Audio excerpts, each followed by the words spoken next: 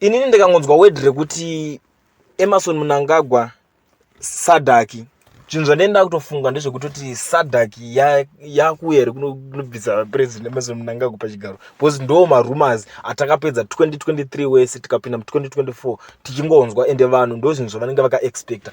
Dhumela makulu, the nyaya meditation is back ngemusana. Ndine nyaya panapa endasangana nayo, nyaya inova nyaya yaitaka kundivhundutsa mbijana ndekusangana ne message ndaona pa page ra President Emerson Mnangagwa vari ku Zambia Lusaka vachiita meeting yavo yetroika yavaita yekusadhaki ikoko. Troika yacho ndo inonzi organ politics and stuff inomirira nezvenhingirikini yaita sonzi ndo ichange ichidira jecha ichidira mavhu pazvinhu zvacho. So panapa President Emerson Mnangagwa chanishamisa vanga vatori ikoko vachitoadresa futi ndo zvinhu zvazondibvunisa. Vakati honored to be in Lusaka for the SADC double troika summit.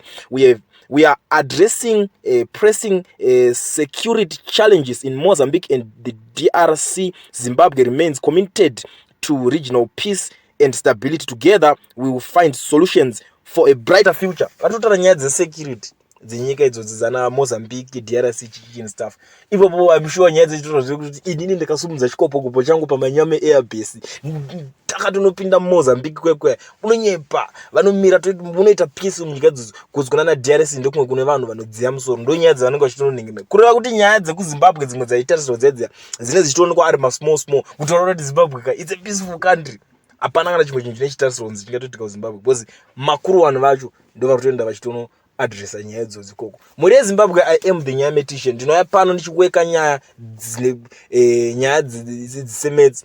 Ndinouya nenyaya dzine mukosho mukuru. Kana uchingatanga kusvika pana peri first time yako wasangana na nyaya meditation.